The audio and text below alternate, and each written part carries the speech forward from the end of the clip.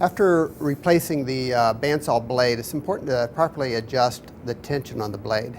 And what we're going to show you here today is how to properly adjust it using the Flutter method. And to do that, replace the blade as specified in the instructions in the book that came with the saw. In this case, it's got a scale on the back of the saw that tells you where to set the tension given the width of the blade. In this case, I've got a 1/2 inch blade on here, and we've got a mark here that shows where it should be set at the 1/2 inch mark. So set it up initially using those specifications.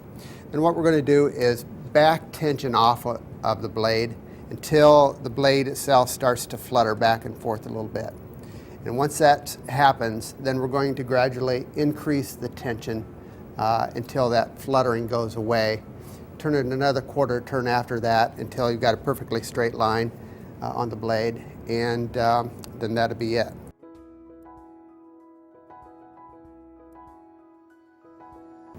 So in order to do that, we've got to remove any of the guides that might be touching the blade. So to do that, I'm first going to raise the guide up, this guide assembly, as high as it will go, so that I can see as much of the blade as possible.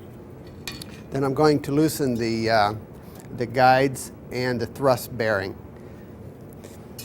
To do that on this saw, basically just turning a set screw here to loosen these guides, and then backing off the bearings a little bit. I'm going to snug that back up just so that they can't move back and forth. Then I'm going to adjust this thrust bearing so that it's backed off. And now on the top side, there's nothing touching that blade. We need to do the same thing on the bottom. So to do that, basically it's the same procedure. I'm going to move that thrust bearing backwards. And I get down underneath the saw so I can see it.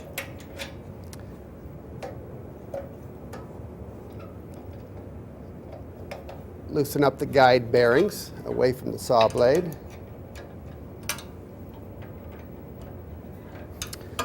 And just snug that back up so it doesn't move. So at this point, there's nothing touching the blade. I can move it around all I want. It's still got tension on it. So what I'm going to do next is to turn it on, go to the back of the saw, and start taking tension off until I see that flutter. All right, I can apply power now because the guides are all shut and I'm standing clear of it. And then I'm just going to gradually decrease the tension on the saw blade until I see it moving back and forth, fluttering. Okay, it's starting to come in now. I'll see if I can get a little more flutter so you can easily see it.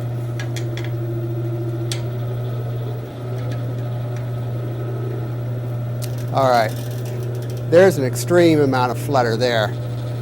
So you can see what it's doing. So now we're going to gradually increase the tension on the blade until that goes away.